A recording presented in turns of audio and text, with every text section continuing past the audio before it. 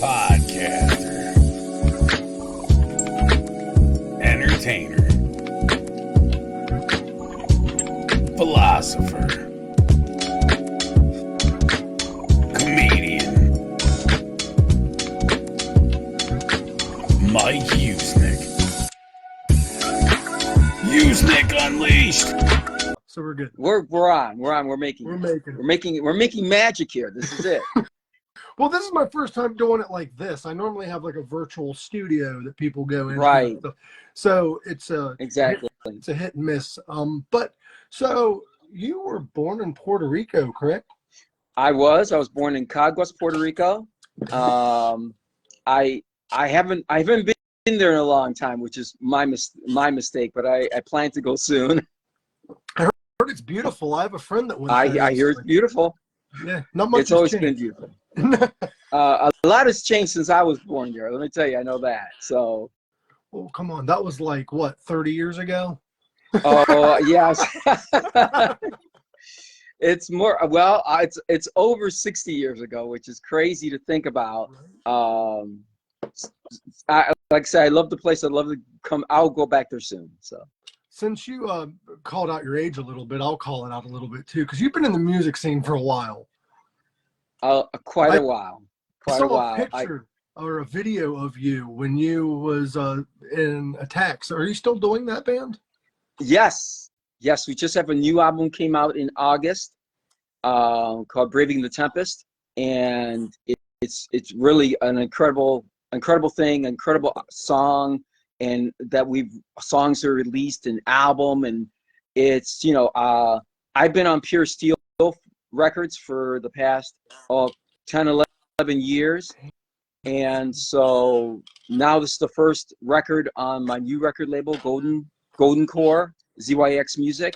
Really excited about that, and so this will be the Wretch album just came out this past weekend, so this is 13 albums in the past decade.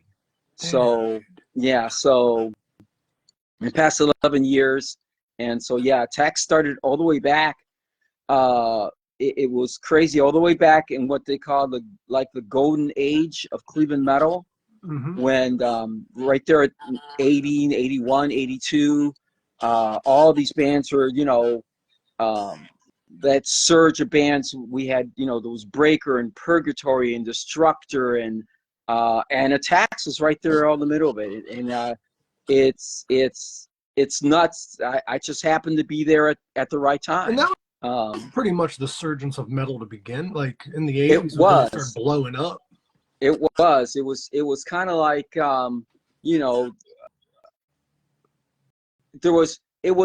it's the beginning of what you would call what people call the new wave of British heavy metal around that time, and there was a lot of it went from being like this underground thing that was still part of like hard rock and progressive rock, and then transforming into this own separate genre, that was metal, with Judas Priest and Iron Maiden, and these bands that all influenced all of us. You know what I mean? It's crazy because metal blew up in the 80s, but it really it took it like a decade to get there. Because like the band you named was like the 60s and 70s, and then they just eventually Yeah, there was.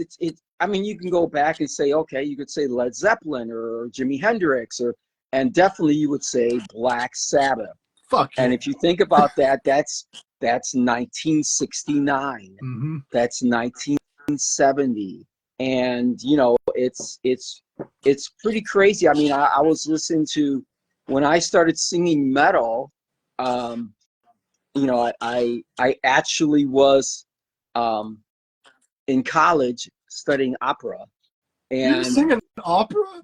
I was studying opera. I loved music of all kinds, and I had albums of all kinds. I grew up listening to Rush and Genesis and that kind of music, and Yes, and I was at a college party, I was just hanging out, and obviously I'm a music major, an opera major, and so I was kind of like the singing dude, and so I was doing almost like what you would say, we're just having fun, and I'm just singing, doing almost like what people would call karaoke almost of the time. Except you play records, and I would just sing the voice of whatever was on the record, male or female.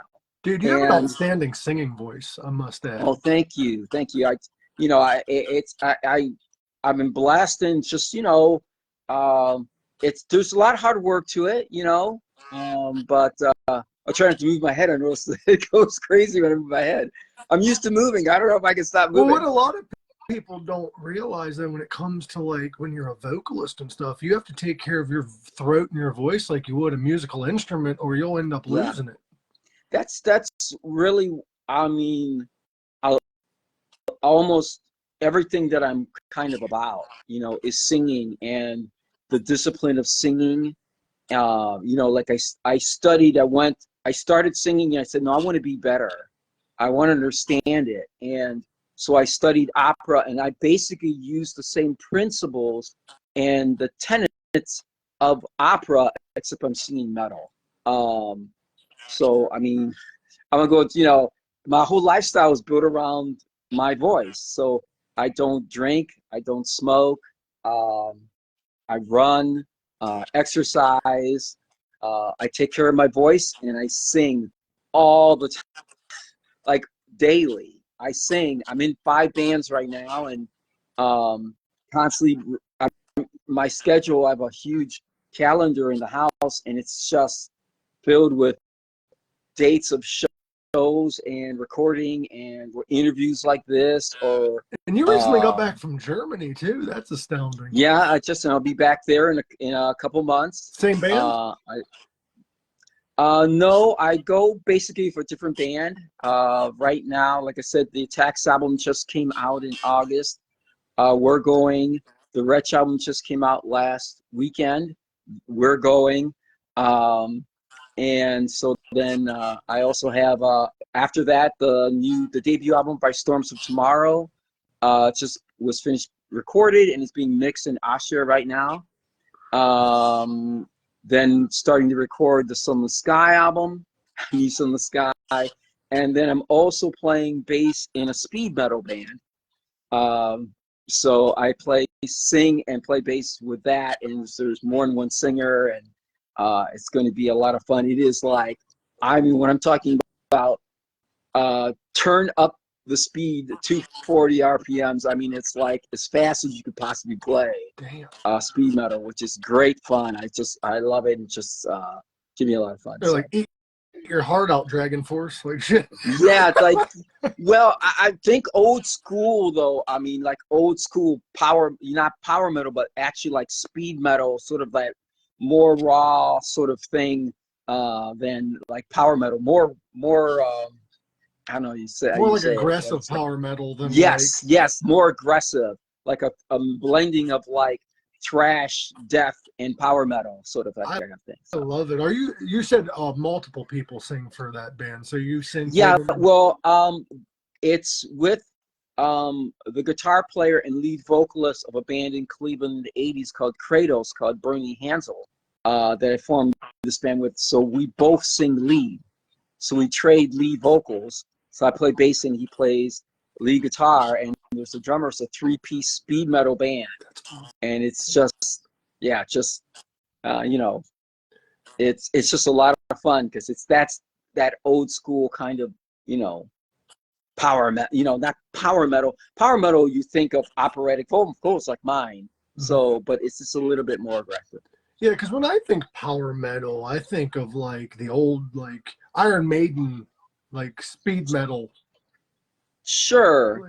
Yeah, it's funny because people, I just saw a site and people called Attaxe speed metal, which is, I guess they all kind of blend, all these genres kind of blend together, right? They're kind of, everybody has influences from each other, and it all goes back to really, I think power metal has a little bit more of what you would say classical, there's some classical things going on, and fusion jazz in there too, because the musicianship's really high, and it's just, you know, there's metal, right? Mm-hmm. I mean, you can call, you know, a lot of bands metal, and then there's, you know, definitely power metal. Power metal comes, you know, Black Sabbath is metal. It's definitely not power metal, right? I mean, Some people would argue though that like Diary of a Madman would have been some sort of power right metal. too, though. Oh, see, now you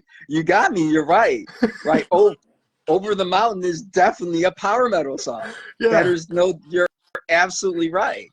I mean, really, to me, power metal goes to the first power metal album to me is Rainbow Rising with Dio. To me, that's what separated the different genres, and all of a sudden, that album to me is what I think influenced everything else. So that's like 1976. So yeah, whenever I saw you first perform, it's been a while, but I saw you with Sunless Sky the first time I saw you, and I could tell like you have very much Dio, Bruce Dickinson, Love Child vocal style.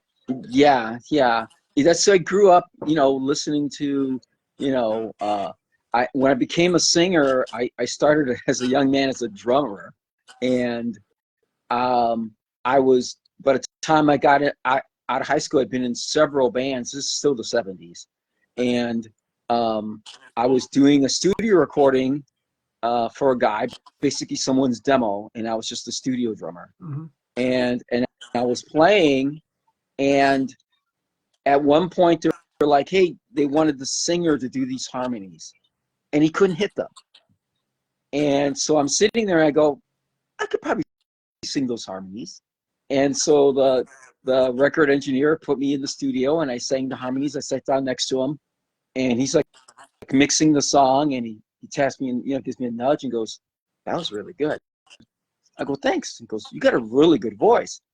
You know, thanks. He goes, and then he said something that really, like, in a sense, changed my life. He says, you have a better voice than the singer does. And I was like, wow, thanks. He goes, and he went, and he has a recording contract, and you're going to get paid $20. That's It's because it's a studio musician. I mean, this is back in 1976 and stuff. And I went, And I went home, and I was in a band at the time, and I gave my drummer of this band I formed this band, and I gave my drummer, he had a little set, I gave my drummer, I had this Neil Peart kit, and I gave it to him. Damn. You're like, I'm done with this. And right. And I was just entering college, and I said, I'm going to do this for real. And I started studying. I literally made that strong of a commitment to it, and said, is this for real? Am I just imagining this? And went and started studying to sing, and wanted to be just a great singer. That was just. So have you always been like the guy that was in like tons of bands at one time, or? No. I was actually the guy that I was, you know, unfailingly loyal to the bands I was in when I first started. You know, when all the way up until, like, you know, when I first started Striker and War Master and Attaxe, and then Torment, Ritual.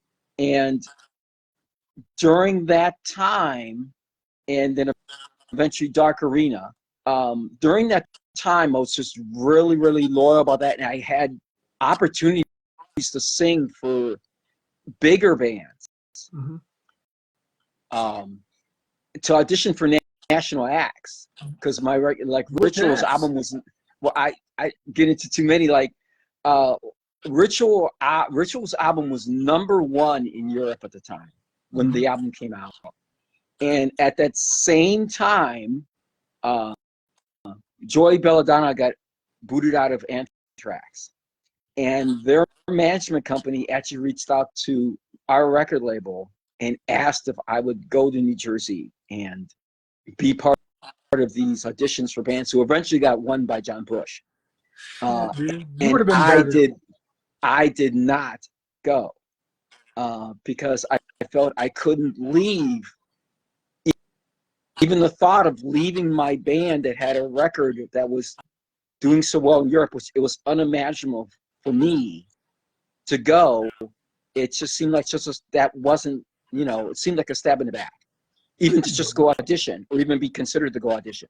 I get it. I can respect that. But that makes sense. I mean, to me, other people are like, "Ron, you're crazy."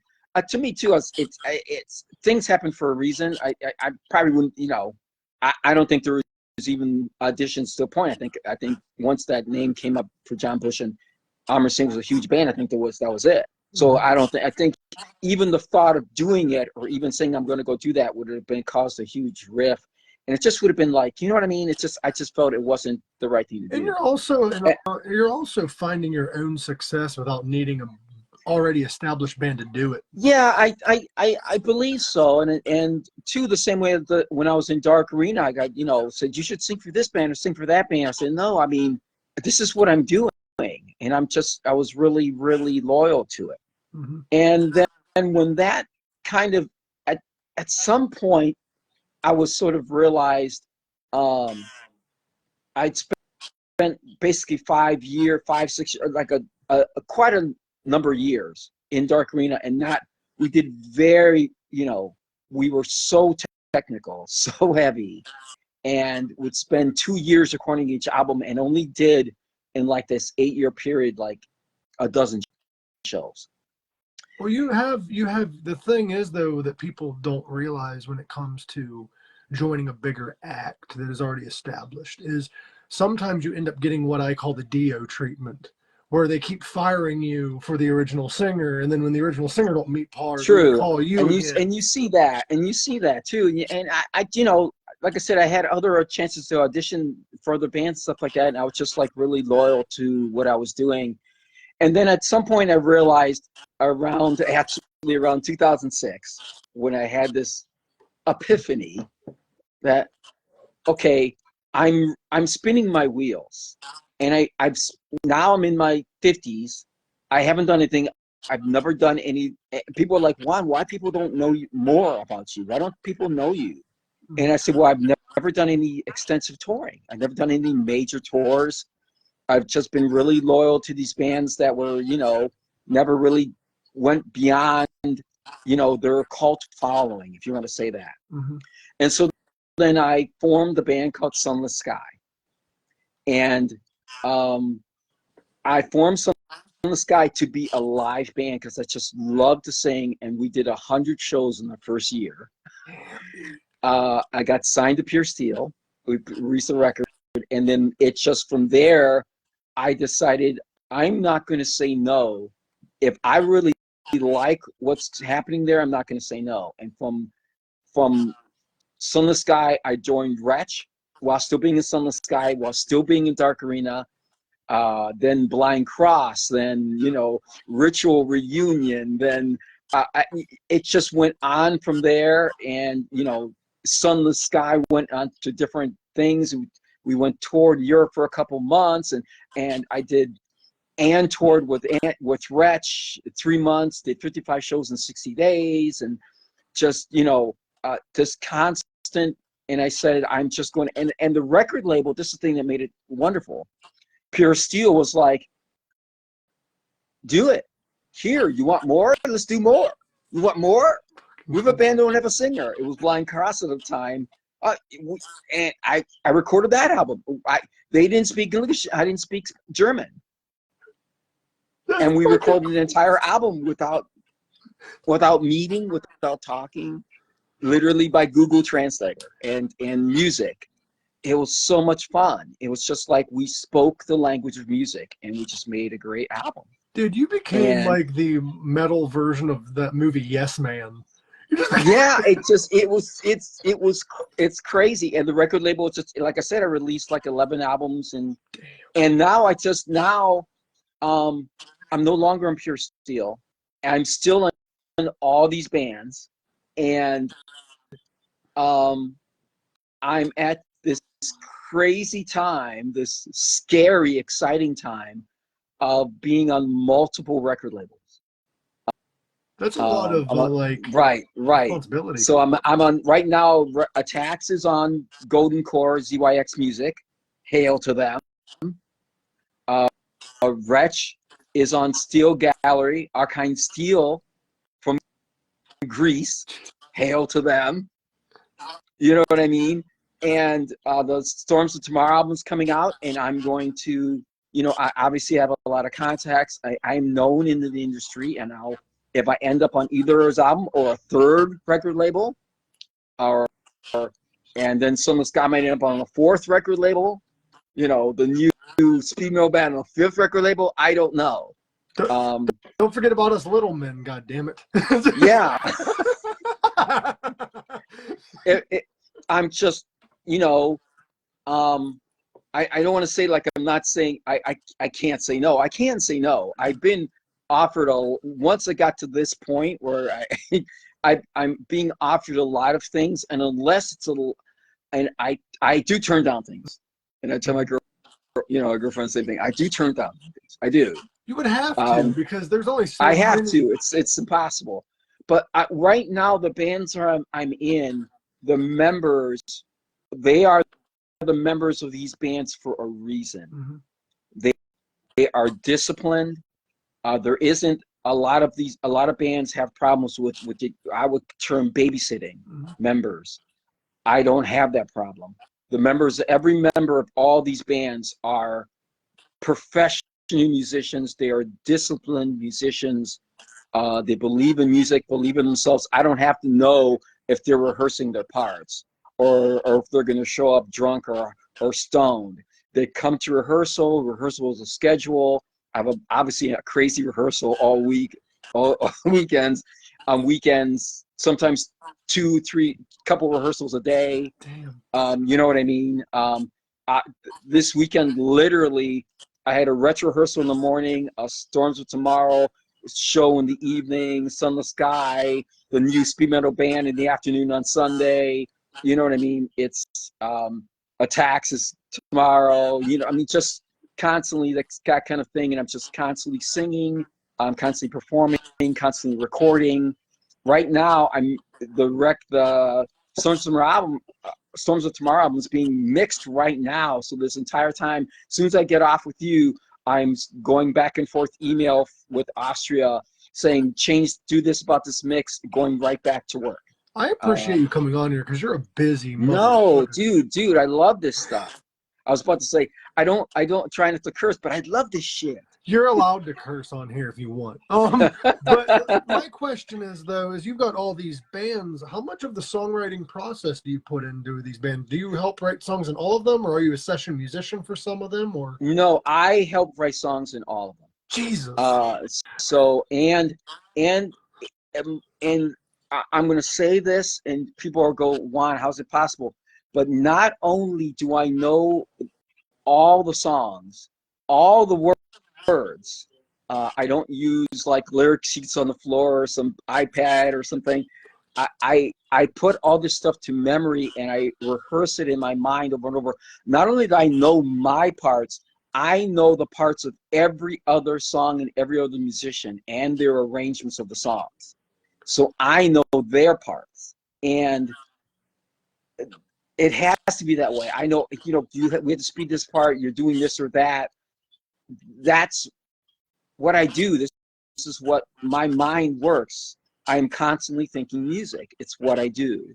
And so I help with the songwriting. Now, the way it basically works is each band has a guitar player, the bass player, drummer. It starts basically most of the time with the guitar player. Am I correct? Most of the time on each band, and he has this form and he has these things. The guitar players I work with already know the way I work. Does that make sense? They go, okay, Juan's going to want an intro, verse, chorus, bridge, solo section, and we talk and we say, let's arrange it this way. We get together as a band. Everybody's on a schedule. bands, sometimes people will get together without me. Obviously, I can't be at every rehearsal. You're working on, if you're just banging out a song and you're going to do it 15 times, I don't need to be there. Just saying, once you get it down and you have that sense, that essence, then I'm there. Let's work on this arrangement. You know, let's add this chorus has to happen, you know, once or twice. We just, like last night, we're writing this new speed metal stuff, have a song completely written, and it comes up, you know what? It needs another chorus at the end. All right, we go back to work. And that's the way it is. I'm constantly doing that with everything, working the lyrics, the melodies the entire time. So I'm thinking of lyrics and Dude, you're a fucking songs. monster. It's crazy. It's a kind of madness, I think. And people would say, Juan, you're crazy. You have to be, there has to be something wrong with you, maybe. Bro, I love you, but to pieces, I love it. But you're a fucking monster, okay? And I mean that in a positive way. Like, I do. I just love it. Most musicians, like singers, they're like, they'll go to the rehearsals and stuff, but everything's already written. They're just singing other people's. You to write for 5 different bands is impressive. Yeah, I do. I don't write all the parts. I do like the musicians. They're all amazing musicians. They're in my bands, and they write. They love to write, and they create. And I'm just the conduit that, you know, that I'm moving it in this direction or that direction. Go, I like this, I like that, and then I'm always I love to write songs about things, about events, about events and people and you know, storylines. I love to be a storyteller. I love to tell stories. I love people to understand what's going on, and I'm very crazy about, you know, as I sing. So I mean, I want it to be great. I'm a huge perfectionist. There's a video of me doing, back in the Dark Arena days, doing a harmony for a Dark Arena song. And the keyboardist thought it was just hilarious. So he took a video of me doing a harmony, and it turns out I did it 16 times. Not 16 parts. I'm talking about doing a harmony because I didn't like it 16 times. Damn, bro. And it's laughable when I look back on it and go, oh, and he posted it on YouTube. You know, like you could find me doing a harmony 16 times, like, and they sound identical, really. You know what I mean? When you actually listen to him, you go, okay, really, Juan, that's fucking identical. Like, that's so that's the fucking thing, bro. Right. So that's, you know what I mean? It's just, I am a perfectionist, and so I really want to do that. And I'm a perfectionist when I sing live. I want, like I said, I come from that opera background where there is no amplification. And the idea is that you're not just using your throat, you're using your entire body. And your diaphragm is that tool, that power. And that the person in that last seat at the back of that auditorium has to not only hear you, but understand what you said. So that articulation is how I sing. So when I sing live, I actually articulate in that way. And that's sort of forced that way. That note. That's very cool, bro. Like, I love your voice, and you have the opera background. But my question though is you've named all these bands that are influences, and there's one that I would think would be an influence to somebody with an operatic background. That'd be Queen. Oh, absolutely. Freddie Mercury, absolutely. They actually have the first thrash metal song. I don't know if you knew that or not. Yeah. I'm gonna say I'm gonna go back to Twins awesome, but I would say King Rap, but no, that's not it. It's what's the name of the song? Hold on, let me find it. It's oh my God. Metallica covered it. Yes. Yeah. Oh my God. That's what I'm saying. It's right on the tip of my Stone Cold Crazy. Stone Cold Crazy. Absolutely. Yeah, it's 70s. Absolutely. That's great. Yeah, the 70s. The 70s. They're an influence of metal too. Absolutely. And power metal. Absolutely. absolutely. The singing, all of it. I love vocalists. I love great vocalists. There are a lot of my favorites. Of course, you got Bruce Dickinson and, you know, Ronnie James Dio and Robert Halford, of course, Jeff Tate.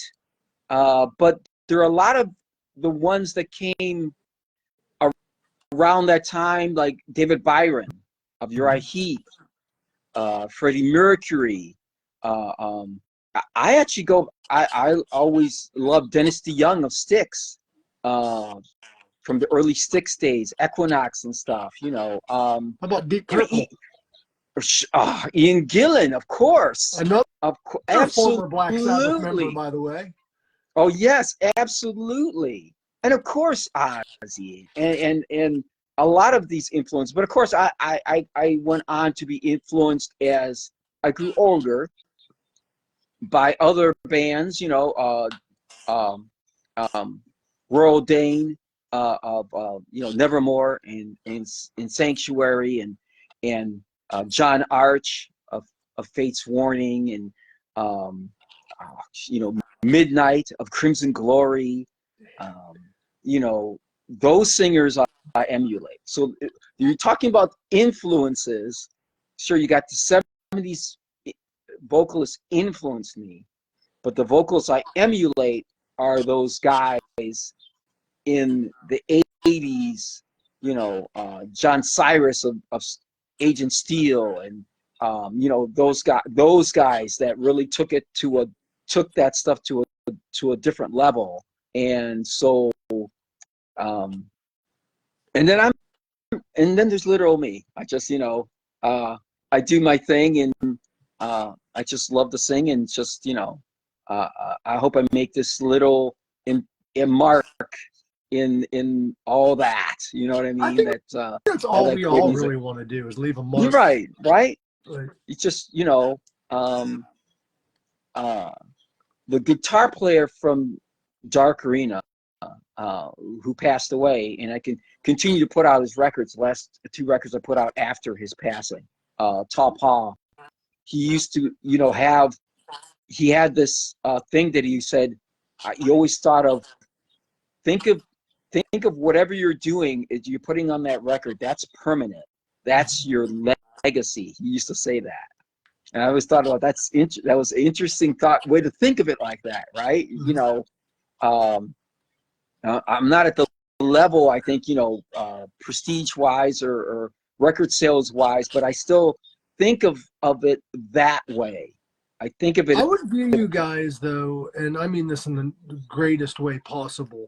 I would view, like, Attaxe and your other bands and stuff, you might not have reached the huge level of, like, Metallica and stuff, but you're a hidden gem kind of band. You're a band that should have. Well, thank you. You should have made it that far, but due to the oversaturation of metal back then, there was just too many bands. Yeah, I mean, I don't want to. There's a lot of hard work. There's a lot of, you have to be. Obviously, you have to be highly talented. You have to be highly disciplined. You have to have the right breaks. You have to be lucky. There is luck involved. And then when you get that chance, you have to, you know, expand upon it and really do well when it happens, right? I mean, and there's a lot of bands that are as talented as all those bands. And, you know, you think how many bands, there are tens of thousands of bands. Mm-hmm. And some people would say, man, this band's as good as, and what happened? Things happen. You know what I mean? That's just, you know, it's just, you know, people ask me, you know, people now that I'm in my 60s go, Juan, okay, why aren't you bigger? And I go, well, there'd be a lot of reasons. I mean, I guess I would say the biggest reason is the lack of touring. Mm-hmm. I think if I spent, you know, the last 20, 30 years on more touring and got on major tours, I think I might have made a bigger impact, I believe, because I love to sing and I think I really do really well live. You know, I think I come across, I think, you know, live really well, my voice. You do great live, bro. Oh, thank you. I mean, I just love to sing. I love to sing live. I love to be in the studio, I mean, obviously. Well, because the I'm thing in is, there all though, the bro, time. is like if you look at it, though, like you're never too old to make it. Like, look at Colonel Sanders of KFC. He was a chef for years, and he didn't make it till he was like Right, right, 70. exactly. Yeah, yeah.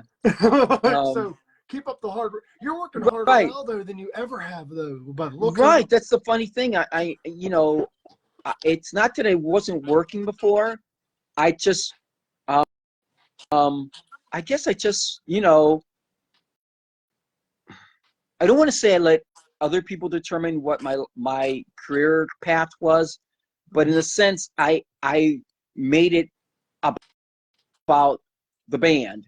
So, and then the I made my own decisions, obviously, but I didn't. There were other directions I could have gone. At one point, I was doing a lot of what you call commercial work, even, and I somewhere can't I'm on a see that, dude. I can't see that. Oh, I Hi, I'm swear. Juan, and this is And I thought, why? KFC. That's when I said, well, what am I doing? I mean, I'm on a Burger King commercial somewhere. True. I am Really? really. But yeah, and stuff like that. And I just said, well, this isn't what, you know, and I kept getting offers to do more work in that direction. And I was just like, no, I want to sing live. I don't want to, this isn't what I want to do. You know what I mean? Mm-hmm. And that's what I said, really, went to from dark arena into the sunless sky and started doing all these projects, and just like, I don't feel I don't want to say I wasted my life. That's not, you can't live life in regret or what you could have done. You learn. You're right, things happen for a reason. And I am proud of the way my life went. I'm proud I spent the time to raise a family and have a home life, and I have, beautiful kids and a home, and I did all those things. Those things are important too. Mm-hmm. You know what I mean? I didn't sacrifice those things for a career, and I don't regret doing that. And I guess like you say, it's never too late, and I'm definitely I'm definitely not. I'm blessed with my voice and my health, and and I'm just gonna keep doing what I love to do. That's all you And can do. right, and invite everybody to come along with me. That's all it is. So when is your next show?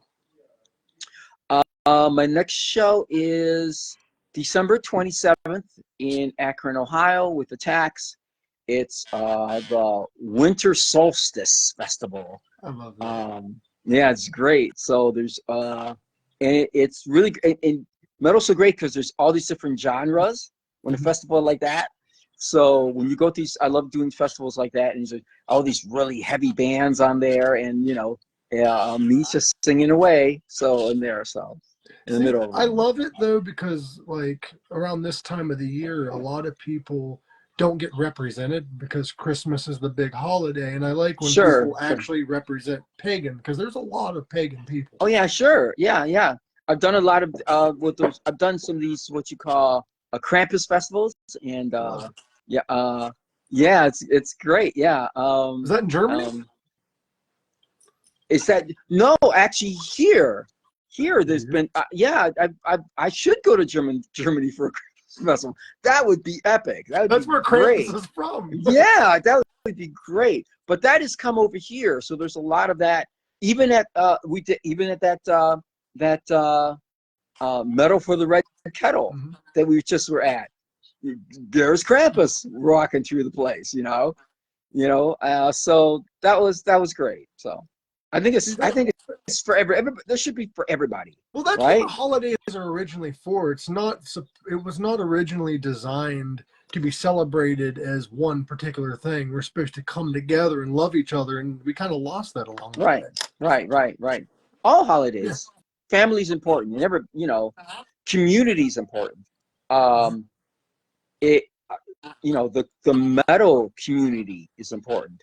I've always been a proponent of helping each other get bigger and reach more people, and I always I was associated, the record label for a while, A&R rep, and I did all that industry stuff. And I would love, seeing new bands. I still do love. I stay for every band. I show up early and watch the opening bands or bands that play after me, and I stay. I love the music. I love to represent. I love to see and hear new ideas and hear how people, I think that all those people, work hard. Mm-hmm. You know what I mean? Very hard. They have a passion and they have that desire, and I want to, be there to show them that, it's not an afterthought. I really, really want to hear their music. I really want to see them play. I want to, I feel that, when you're a musician and you're on stage and you look out and there's people watching you and appreciating what you do, that just fires you up. That just, you feel that emotion, and then you feed back on it. You feed on it, right? A lot of the best musicians I've heard that are modern never play in stadiums. Oh, okay. Like a lot because of they feel it's too. They feel it's too. Well, no, they're just a lot of my favorite bands are like either A, local, or B, just like bands that never made it to that stage. And I think the reasoning for that is because it's more of a personal experience. Yeah, I get that. I saw a band one time. They used to play stadiums, a band that I saw, and they quit because it's not personal for them. They're a punk band. Right. That's exactly what I was saying. That it's right. It's like, right. But like You lose Metallica contact with that. You lose contact. Did you see Metallica did that shit? They bought they rented out small bars and stuff, and they would do like random 24 hours. They would announce a show, and you had 24 hours to buy the tickets, and then they'd show up, and it's like a small little bar. Oh, that's great. That's great. That's great. See, they didn't go from playing in front of 1 million people. That's to like 100. But maybe sometimes you need that, right? Mm-hmm. Maybe that's what it's about. That you need that contact. You need that that personal that you get from actually standing in a sweaty room with somebody. It also takes you back to your roots. Like it humbles you a little bit. Yeah, right. It was like that a lot when I go to Europe a lot. Mm-hmm. And people go, why do you always go to Europe a lot? I mean, I love America. I love American audiences. But the reason I like to go to Europe is because they can't see us every day. They can't say, oh, you know what? Sunless Sky is playing down the street. I'll go see him this week. You know what I mean? They're like, well, they haven't been here in 3 or 4 years, or they haven't been here, or they've only been here once. And the metal scene is different, ain't it? Yeah, and so then, you imagine you play some little club and it's just packed full of people. And everybody's, it's just this, no air conditioning, and just, this, this crazy, I played bomb shelters there. You know what I mean? I played this club that literally was a bomb shelter, and the people painted these murals all over the walls in black magic marker. And so directly above the stage was this huge mural of Satan. I mean, like, it was like, oh my gosh, this is the crazy. It was so crazy. But when you walked in, you could see your breath. It was like literally a bomb shelter. But by the time the place packed, it was called the Priest Cave in Romania. It was so great. Brno, Romania. And it was just like, it turned into like everybody sweating because it was just packed full of people, and just the energy and just the movement. And I just love that stuff. You can't replicate that. You know what I mean? It's just. I know of a lot of like local musicians too that they'll go overseas and they'll get bigger crowds than they do in their hometown. That's true. That's absolutely true. I'm a perfect example. So it's just it's just like I said, I've been singing here for 40 years, doing metal for, as you think about it, 40 years. It's crazy. I love it, and I can't imagine myself not doing it. At some point, I'll stop. Nah. Do what Ozzy does. Never stop. He just announced. You're right. Exactly. He just announced he might be doing a Black Sabbath show. Really? Yeah, he said. That's awesome. That's great. I mean, I think it's great. Well, I think it's great. People are saying he should retire due to his health. I'm like, if he likes doing it, let him do it. Right. Right. Like, let this man have. If anybody in the metal industry and any artist will agree with this, I think. If any musician that is in metal deserves a send-off, no matter what his health is, it's Ozzy fucking Osbourne. Oh yeah, oh yeah. I mean, what's the? I mean, so many examples. I'd say Paul Di'Anno. Yeah. Continued doing shows, and he was in a wheelchair, literally right up to the end. Man, that's Lemmy of Motorhead. Right. I mean, that's dedication. That's. I mean, that's just. I just think that's really, really commendable. Would you know consider Motorhead one of the first speed metal bands? Yes. Yes. Yeah. Because that's the kind of speed metal. And when you say speed metal, that's when I was saying it's more aggressive. What I couldn't think of that.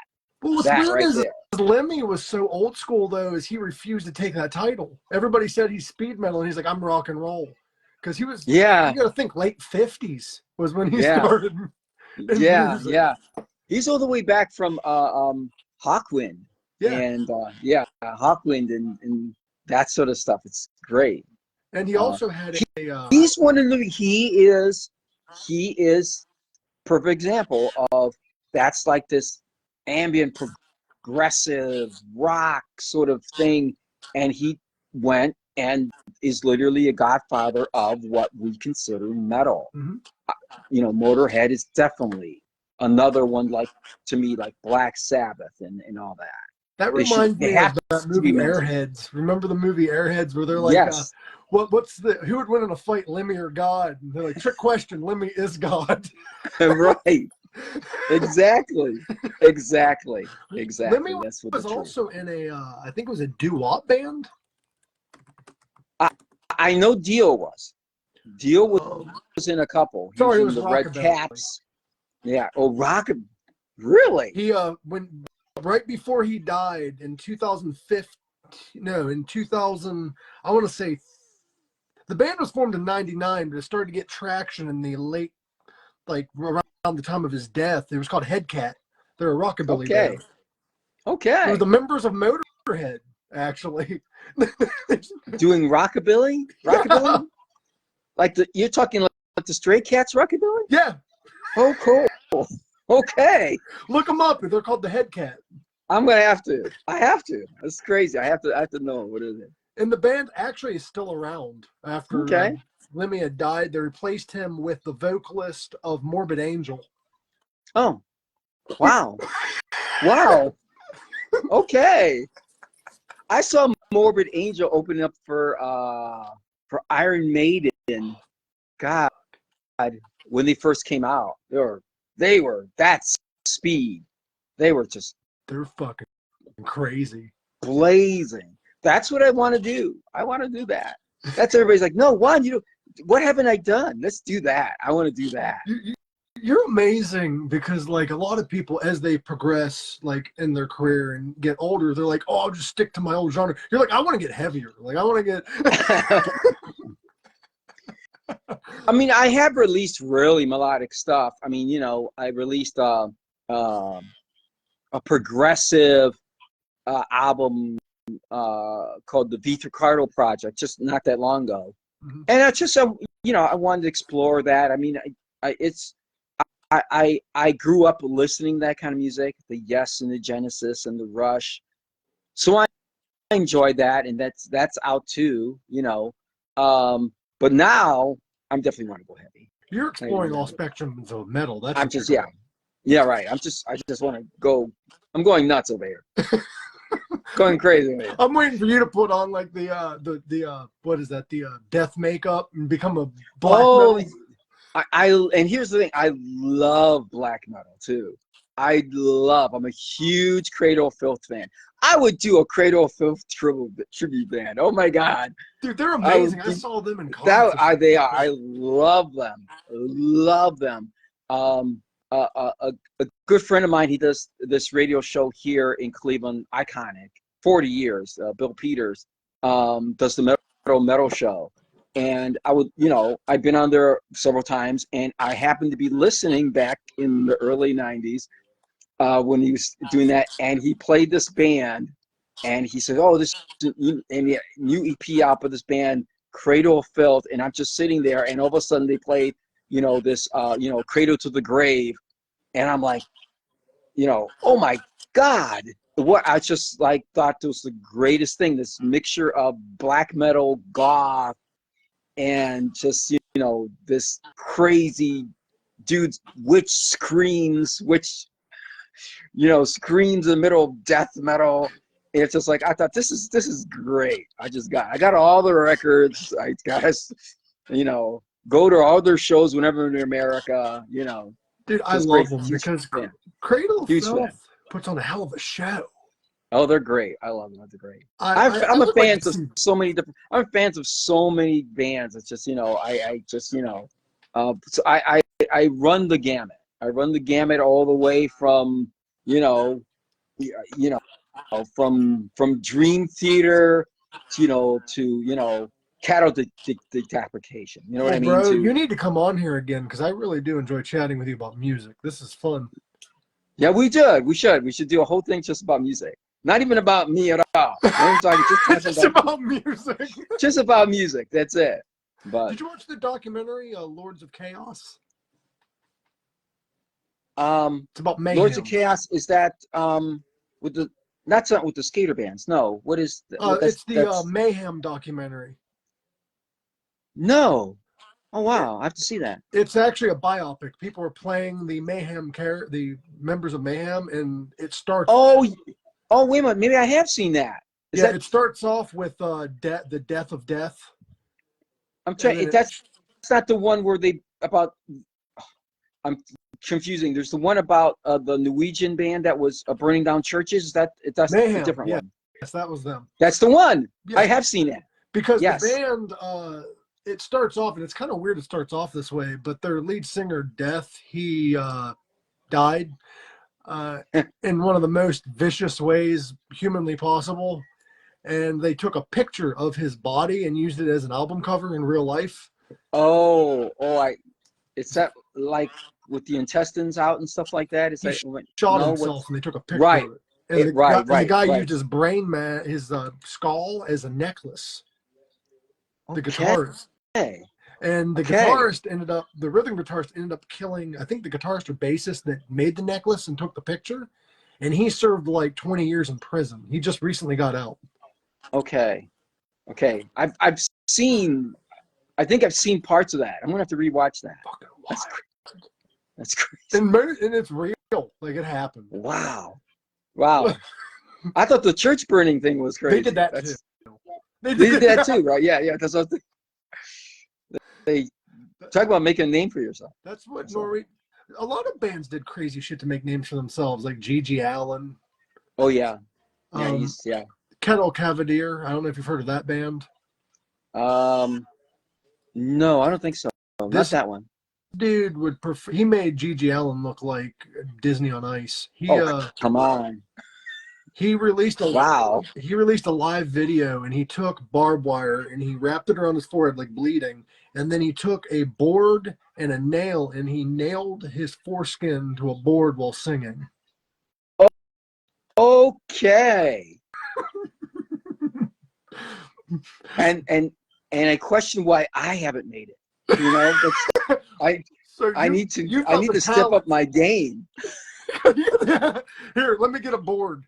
No, I need to step it up, obviously. That's totally cool. Wow. Okay. All righty then. Wild shit, dude, going on. By the way, you got a lot of homework to do after this. You got to listen to I do. I'm thinking about it. I'm thinking about Impaler and breaking the glass and the rolling around in the glass. I was there for that. I watched them do that. Have you heard of Only Flesh? They're a local band. No. I interviewed a few years ago the singer, really good guy. His name's Ravina Lower. Shout out to him. I call him. We call him Rev. They're a freak show punk band, and they hang from meat hooks while performing. And the lead singer actually 2 times crucified himself on stage, nail through hands on board, live. And he also, yeah, and he'll also lay on like a bed of nails with a brick while singing, and his girlfriend will hit it with a sledgehammer. Okay. Yeah. So if you want, they might be looking for a drummer. No, I'm just kidding. Yeah, that's I gotta say, man, that's a level I thought GG Allin was much, crapping on the stage and stuff like that, but obviously that's a different level. That's about as high as I don't think there's another level. I don't think so. What's wild is though is like nobody really at the time, like, yeah, he was on Jerry Springer and stuff, but like not a lot of people knew about Gigi, and then he passed away and everyone's like, have you heard of this guy? Right. It's true. Yeah, I think it's true. Yeah. Because he was on like Jerry Springer and like shock shows, but he didn't have like much fame in the music industry. Right. It was more the shock than the music. Yeah. Yeah, it was like, yeah, let's straight up. I can't think of a song. I don't know his music. I can. So you do? Well, there you go. Well, there you go. In my defense, I was like you. I loved music, so I wanted to learn every band, every artist. So I went down that rabbit hole, and I also did some media stuff and everything like that. We should do an episode where you interview me. No, right, there you go. So I mean, I'm definitely into punk. I mean, old school punk. The Sex Pistols and the Clash. Bro, you have punk, and then you have GG Allin. Like, it's two right. That's right. That's what I'm saying. Right. It's not. I don't think the Ramones and the Circle Jerks are quite in that kind of I don't think that I grew up actually having circle jerks. You know what I mean? Like, no, right, exactly. There wasn't they weren't actually trying to go to that extent. So. Well, actually, a band that we both know very well does a GG Allin cover from time to time. Really? Altered States will do a GG Allin cover. Nice. We're going to do a show again. Where there's going to be another a show where I'm on, and I'm definitely requesting this song. I need to request it. I need to see this. So. Yeah, they performed it. And they'll be like, who the hell told you this? Like, oh, I see. We know who told you this. Well, now it's broadcasted to the world. True, that's right. So it's not our little own secret. So, If we're gonna do that, we gotta actually call each other on Facebook. Right. So I'm gonna let you go because I know you gotta handle some band stuff. But I do. Get a hold of me. We will do this again. Absolutely. Thank you so much. Of course. Much love, say hello to everyone out there. Like I said, look up the new Attaxe album, Braving the Tempest. Look up the new Wretch album called Visitors. There's more Storms of Tomorrow. Moment of Silence is coming out soon. New Sunless Sky, new speed metal. There's all sorts of fun coming up. So look me up, and I'll see everybody soon. And thanks so much. I love the hell out of you because it's funny because it takes you about an hour to name every band that you're doing stuff with. I'm missing stuff. I'm just like skipping over stuff. No, I'm just kidding. Where can we find you though? Like the best social media platform to find you? It is Facebook. Definitely go on Facebook. I have a page there, and all the bands that I mentioned also have their own Facebook pages, and you can look me up on, all the bands are also on YouTube. People are like, I should do a YouTube channel, say Juan Ricardo YouTube channel, so everything is on one place. Mm-hmm. I eventually will get around to doing that someday. I'm also like, since I'm no longer on Pure Steel, all my albums going back, these 10, 12 albums I'm talking about, only the new albums are on all the streaming platforms. So I have to go back and go through all that and put everything back on the streaming platforms because I'm no longer on that record label. Do you understand the rights to those albums? Yes, I own all the rights, the RSC codes, all that, legal stuff. I just, you know, all that stuff got taken down, and people were like, oh, you know, that album ain't up, that album ain't, everything's gone, and so I have to put all this. So I will. I'm telling everybody out there that I will, once I get a moment and take a breath, we'll sit down in front of the bank of computers and actually start, you know, doing the tedious task of putting everything back up on, you know, Spotify and YouTube and, you know, on everything, you know, and so Damn, dude, I will you'd be get better off paying somebody to do that shit. I know, right? I should. But I love know. you, brother, because I'm a very Okay. talkative person, so I'll just keep Okay. going for hours. But Okay. I'll let you go. I love you, bro. Thank you for All doing right. this. Much love, you. and as always, Okay. live long, rock hard, guys. Okay.